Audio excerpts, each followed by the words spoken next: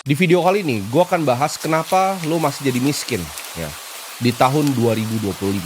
Pertanyaan gue, kenapa hidup lo itu masih begini-begini aja? Ya, belum ada perubahan signifikan, lo masih lari di tempat. Gue di sini sekarang untuk ngasih tahu realita yang sedang terjadi di depan mata lo. Ya, teknologi berkembang sangat cepat dan orang udah mulai susah nyari kerja. Ini dari yang gue lihat berdasarkan pengalaman gue sendiri.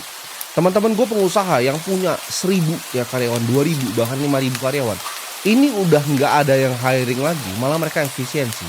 Di sini kita bisa melihat di mana gap pendapatan antara si miskin dan si kaya ini makin jauh dan makin jauh tahun ke tahun. Dan kalau lu nggak mau dengerin gue, di saat lu nonton ini ya, dan lu dengerin nanti ketika lu nyampe umur 40, lu akan menyesal, lu nggak akan jadi manusia yang berguna. Lu dengerin baik-baik yang gue mau ngomong di video kali ini supaya tahun depan lu bisa jadi orang yang berbeda ya. Orang yang berubah. Gue bikin video ini karena gue peduli sama lu, gue pengen lu bisa berubah. Gue pengen lu bisa jadi orang yang bermanfaat ya. Baik untuk diri lu sendiri, lu bisa bermanfaat untuk orang tua lu bisa bermanfaat untuk kakak atau adik lu bisa support mereka atau lu bahkan bisa support pasangan lu sendiri. Supaya kita jadi manusia jangan mau ya cuma dipandang sebelah mata oleh keluarga ya, oleh pasangan, oleh mertua, oleh siapapun ya. Jangan mau dipandang sebelah mata. Alasan pertama kenapa lu masih miskin adalah lu nyaman untuk jadi seorang loser atau gue sebutnya pecundang. Setiap kali lu nggak punya duit, lu selalu tunjuk orang ya, lu selalu salahinnya orang lain. Ini mentalitas yang dipunya sama orang-orang miskin. Mereka selalu nyari alasan atas kesialan di hidupnya. Ketika mereka nggak punya duit, mereka salahin. Oh, bosnya kurang gaji mereka. Ketika mereka nggak punya duit, mereka salahin pemerintah. Oh, kenapa bikin kebijakan seperti ini? Keadaan ekonomi global pun lu salahin ya, bahkan keluarga lu sendiri pun lu salahin. Kenapa gue dilahirkan di keluarga yang miskin ya? Gue pengen banget jadi kaya, kenapa gue dilahirkan di keluarga yang miskin? Kebanyakan orang kaya itu lahir dari justru keluarga yang miskin. Karena keadaan yang sulit itu bikin orang-orang yang tangguh. Semua orang ya dan semua hal lu salahkan atas diri lu yang nggak bisa kerja keras. Padahal sebenarnya kalau kita mau lihat ya, lu yang sebenarnya nggak becus dan nggak punya skill. Selama lu masih nunjuk jari ibaratnya keluar, lu masih nunjuk orang begini, lu gak akan pernah keluar dari namanya kemiskinan. Kita sebagai seorang pengusaha, seorang investor itu harus sering salahin diri sendiri.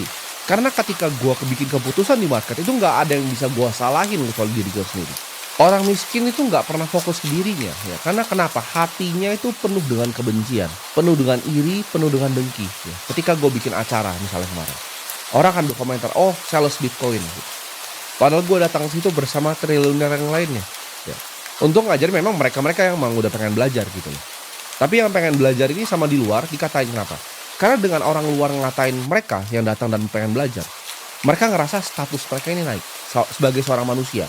Mereka miskin, hidupnya nggak enak ya, nggak ada yang bisa dibanggain, diinjek-injek sama ortuanya. Yang mereka bisa lakukan apa? Ngatain orang di TikTok. Karena mereka cuma scrolling doang, mereka ngatain. Oh ini sales Bitcoin dan pengikutnya. Mereka nggak paham aset itu apa yang sebenarnya gue pengen ajarin di sana, apa yang didapatkan dari orang-orang yang datang di acara tersebut. Mereka nggak peduli, mereka mau nyalain semuanya kecuali diri mereka. Ya, iri dengkinya besar sekali dan kebenciannya luar biasa terhadap hidup dan dunia dan bahkan benci sama dirinya sendiri. Makanya gue kasihan kadang kalau orang seperti itu. Kalau miskin mintanya bansos dan paling hobi nyalain orang lain. Lu kejebak di ilusi yang diajarin, didoktrin selama ratusan tahun ya, oleh Rockefeller, oleh orang-orang hebat lainnya. Mereka butuh kalian untuk jadi pekerja awal. Jadi mereka kan set sistemnya seperti itu. Oke, kita sekolah yang rajin ya. Kita kerja keras ya, bekerja sama orang. Kita cicil rumahnya ya, KPR 20 tahun.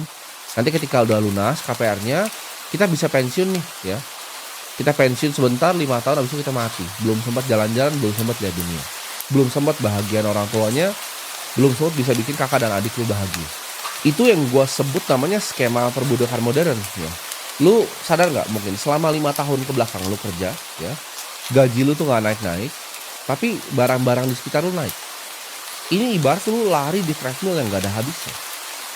Ini treadmill yang makin kencang, makin kencang, makin kencang. Jadi ibarat lu lari ini treadmillnya makin kencang. Akhirnya saking kencangnya lu jatuh. Lu diajarin investasi, lu ngatain orang gitu. Lu nggak ngerti apa asetnya, lu katain oke ini sales Bitcoin, oh ini saham itu judi gitu. Lu masih percaya nabung bakal kaya, dan lu benci yang namanya investasi, mencoba sesuatu yang baru, karena hobi lu cuma main judol gitu. Lu nggak bisa nyampe pikirannya Apa ya itu beli aset, gitu. Itu uang kertas ibaratnya yang lu tabung tuh di celengan ayam lu, itu memang didesain untuk kehilangan nilainya setiap tahun oleh inflasi. Jadi ketika lu taruh di celengan itu antara dimakan rayap atau dimakan inflasi. Setiap mereka bank sentral cetak uang, ya uang lu itu tergerus nilainya. Orang kaya itu nggak ada yang gua kenal nabungnya kertas, ya nggak nabung di celengan ayam kayak lu, nggak nabung di rekening banknya juga. Mereka semuanya beli aset. Mereka beli aset yang bisa bertumbuh nilainya tahun demi tahun.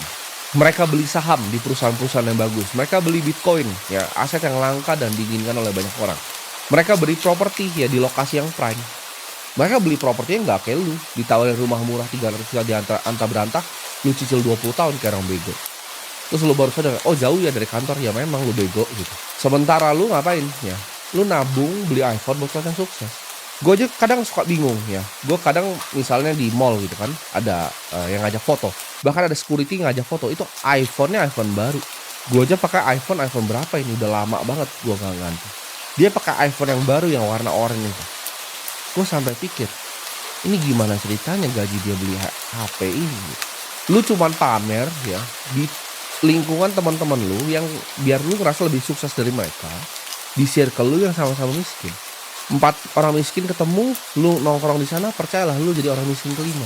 Itu mentalitas konsumen yang harus lu buang. Jangan lu gampang lu lihat cuman barang baru langsung beli. Mindsetnya lu harus ubah dari konsumen menjadi seorang investor. Oke, cuman nonton konten gimana caranya jadi kreator gitu. Lu daripada ikutin bapak emak lu ya cuma nabung di bank, deposito lagi. Kenapa nggak pikir, oh gimana ya cara gue analisa saham perbankannya? Gimana caranya gue jadi pemilik nih dari perusahaan ini? Apa aja sih yang gue harus pelajarin?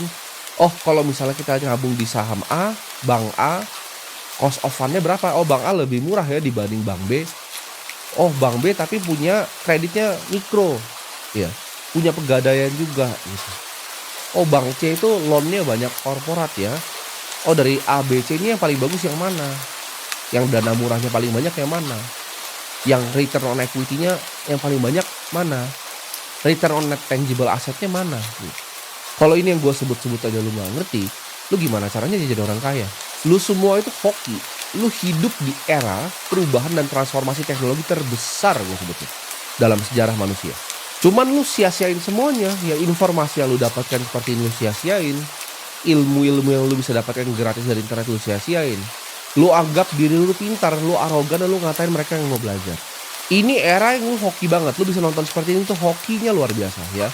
Gue ketika awal mulai, gue akan bayar berapapun untuk bisa nonton video seperti ini untuk dapat mindset dari seorang triliuner. Lu tinggal nyalain kamera, pencet keluar. Butuh puluhan ataupun ratusan buku orang yang ditulis sama billionaire luar negeri biar gue bisa dapat ilmu yang gue sharing di sini nih, gue kasih ke lu. Itu waktu membacanya, jumlah bukunya itu luar biasa. Dulu untuk menjadi kaya, ya lu harus punya karyawan banyak. Lu harus punya 500 karyawan, 1000 karyawan, 2000 karyawan. Lu harus bikin pabrik, ya. Lu harus ngerti manufacturing, lu harus ngerti manajemen manusia. Era sekarang lu cuma butuh HP dan koneksi internet dan lu masih gak bisa kaya. Lu memang udah ditakdirin untuk jadi miskin. Apa yang lu lakukan dengan semua teknologi itu? Ya. Lu cuma lihat algoritma itu jadi bagian yang makan hidup lu. Lu cuma never ending scrolling aja sampai otak lu jadi bego, jadi brain rot otak lu. Lu lihat orang kaya sedikit lu maki, ya kan? Lu lihat artis lu maki, lu lihat pemerintah lu maki. Nggak ada yang nggak lu maki kecuali diri lu sendiri. Mungkin hidup lu emang udah cuma penuh sampah, jadi cuma itu yang lu bisa lakuin. Bantu orang nggak pernah, bantu orang tua nggak pernah, cuman bisa nyalain orang lain. Ada anak ya, 18 tahun, ya gue kenal, ada podcastnya juga di tempat gue. Itu bikin uang 1 miliar gitu kan, 18 tahun. Dan lu masih skeptis, oh ini masih bisa nggak ya gitu. Oh ini orang mau nipu gue nggak ya gitu. Gue juga kenal ada anak muda ya. Sekarang sih udah jago dia, investor juga. Dari zaman gue belajar sama gue dari umur 16 tahun. Sekarang udah bebas, udah financial freedom. Baru umur 20-21 tahun. Ada gue kenal juga anak 18 tahun punya digital agency. Ratusan juta per bulan. Ini era internet. Ini era dimana semuanya bisa jadi kenyataan. Semuanya bisa dilakukan cuma handphone dan laptop dan otak. Tapi sayangnya apa? Dari video kemarin yang gue bikin tuh. Gimana cara dapetin 100 juta? Udah ada orang yang tadi DM gue nih. Gue baru tadi berangkat ke kantor ada yang DM gue. Bro Timothy, terima kasih. Gue dapat 100 juta pertama gue. Gue berhasil closing 3 klien pertama gue. Dia bikin chatbot AI, dia tunjukin ke gue. Ada orang yang langsung take action. Sedangkan lu cuma santai-santai. Mereka itu bukan lebih pintar dari lu, mereka cuman lebih nggak arogan dibanding lu, ya. Dikasih tahu apa nurut gitu. Gue liat semua teman-teman gue yang nurut sama gue, itu hidupnya berubah semua. Banyak orang sadar bahwa tahun ini akan jadi tahun penentu ya, antara lu jadi orang kaya baru atau lu jadi sampah di masyarakat. Kekayaan ketika lu dapat di usia yang muda itu akan compounding, akan gampang sekali jadi bola salju yang besar ya. Ketika lu berinvestasi, lu bisa sisih, lu punya cash flow, lu akan jadi orang kaya dengan sangat cepat.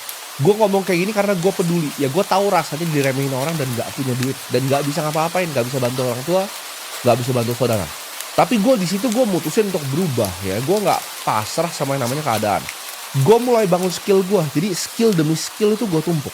Ya, awalnya gue bisa skill A, skill B, skill C, gue tumpuk semua skill. Semua ilmu itu gue telan dan akhirnya gue fokus di satu bidang yaitu investasi. Gue belajar gimana caranya setiap hari gue bisa jadi investor yang lebih baik dibanding kemarin. Apa yang gue harus pelajari hari ini? Setiap hari gue belajar, nggak pernah berhenti gue belajar. Sekarang semua pilihan itu ada di tangan lu. Lu bisa either lu marah-marah ya, nonton video ini lu matiin, lu bilang Timothy orang yang sombong, arogan, mulutnya kasar. Atau lu dengerin ya, lu pahamin dulu ya. Otak lu tuh kan kecil, jadi lu dengerin dulu, pahamin. Gak ngerti, ulangin lagi video gua. Ulangin 5 kali, 10 kali lu ulangin. Either lu marah-marah kayak tadi, atau lu terima tamparan ya, bahwa video-video gue ini bisa merubah hidup lu. Sebelum lu tidur lu dengerin, bangun tidur lu dengerin. Gak apa-apa, lu mau dikatain temen lu gak apa-apa. Cuman percaya yang selalu dengerin gue hidupnya berubah ya. Dan gue udah lihat, gue senang bikin video seperti ini karena gue kasih tahu tuh gimana caranya bikin 1 juta per bulan. Udah ada yang DM gue kali ini ya. Jadi dalam waktu kurang dari 2 minggu udah ada yang action dan udah ada yang berhasil. Ini gue kasih tahu ya buat lu anak-anak muda ya, terutama yang masih di bawah 30 tahun. Kalau di atas 30 tahun biasanya udah gak punya harapan kalau masih jadi gembel. Di bawah 30 tahun ya, kalian masih punya waktu untuk putar balikin hidup lu. Jangan nanti lu lihat diri lu ngaca umur 55, umur 60, ya hidup gue jadi seorang tunda. Lu kalau mau serius bangun kekayaan real, gue selalu bilang ya, yang pertama, fondasi pertama, cash flow is king. Lu harus punya cash flow ya. Tumpuk skillnya, pelajarin skillnya, cari satu bidang yang lu bisa tempa sampai dalam. Lu kalau bahkan ngerasa, kemarin gue lihat kan, ada yang bilang, oh 1000 orang dikali 17 juta, jadi dia dapat 17 miliar dalam sehari. Ya elah 17 miliar gitu kan. Gue jalan dari bawah ke atas, lihat foto gue tadi naik udah lebih gitu. Jadi otaknya segoblok itu, kayak udang gitu, otak kecil dan bego. Lu kalau emang ngerasa bahwa oke, lu bisa kaya dari jualan kelas, pertanyaan gue cuma satu, kenapa banyak penjual kelas miskin? Kedua, kenapa nggak lu ikutan jualan kelas? Kan kasihan tuh orang tua lu di rumah masih miskin. Coba dong lu jualan kelas. Gue juga sering gitu kan, dengar orang komplain, dia kerja di digital marketing agency, dia komplain bahwa influencer enak banget ya, sekali posting dibayar 20 juta. Lu nggak tahu ya, monyet-monyet kayak lu tuh nggak tahu influencer itu keringat dan darahnya dicurahkan ke dalam video-videonya. Dia mungkin 2 tahun pertama nggak dapat viewer gitu. Dia nge-live tiap hari nggak dapat viewer. Terus ketika dia mau endorse dia minta 20 juta, lu bilang enak banget hidupnya. Manusia kan kayak begitu. Jadi step pertama lu kumpulin dulu ya skillnya, cash flow-nya. Ketika lu bisa kumpulin cash flow, lu harus berinvestasi. Ini rahasia yang jarang gue share dari dulu ya. Jadi investasi itu simple caranya. Gue pakai 3 metode ya. Metode yang stabil, metode yang asimetris, dan metode yang moonshot. Jadi artinya apa? Gue suka ada investasi yang stabil. Contohnya, lu bisa beli perusahaan yang stabil seperti Bank BCA. Lu bisa beli misalnya obligasi negara Indonesia yang stabil. Yang kedua, asimetris. Stabil itu artinya apa? Penurunannya ini kemungkinan lu ruginya kecil, tapi kenaikannya juga relatif lebih kecil. Ya. Jadi kayak Bank BCA nggak mungkin bisa bangkrut. Indonesia mesti hancur dulu sebelum dia bangkrut. Tapi kenaikannya juga sedikit gitu. Mungkin by 2045 sahamnya bisa Rp40.000 gitu. Kenaikannya kena cap. Sedangkan yang kedua ya, investasi yang kedua itu yang asimetris. Downside-nya bisa jauh, bisa turun 70%, tapi naiknya juga bisa jauh banget 700%. Itu jawabannya Bitcoin gitu, asimetris. Moonshot ini apa? High risk, high reward. Jadi lu berinvestasi lu bisa hilang semua. Contohnya gue berinvestasi untuk bikin exchange. Itu bisa hilang semua tuh duitnya ya. Kalau salah manajemen, salah operasional itu bisa hilang semua duitnya. Tapi kalau misalnya gue benar, itu bisa jadi misalnya Coinbase Indonesia. Jadi 3 jenis investasi, satu yang stabil ya, satu yang asimetris, satu yang moonshot. Ini ketika lu balance ya. Karena Charlie Munger selalu bilang, lu cuma butuh 3 kok. 3 aset tuh udah lebih dari lu cukup seumur hidup lu. Nggak usah pilih banyak-banyak ya. 3 yang lu ngerti, lu pahamin, lu kerja, dapet cash flow, taruh di 3 itu, udah hidup lu mantap. Jadi stop untuk jadi pecundang ya, kurangin arogannya, and see you on top.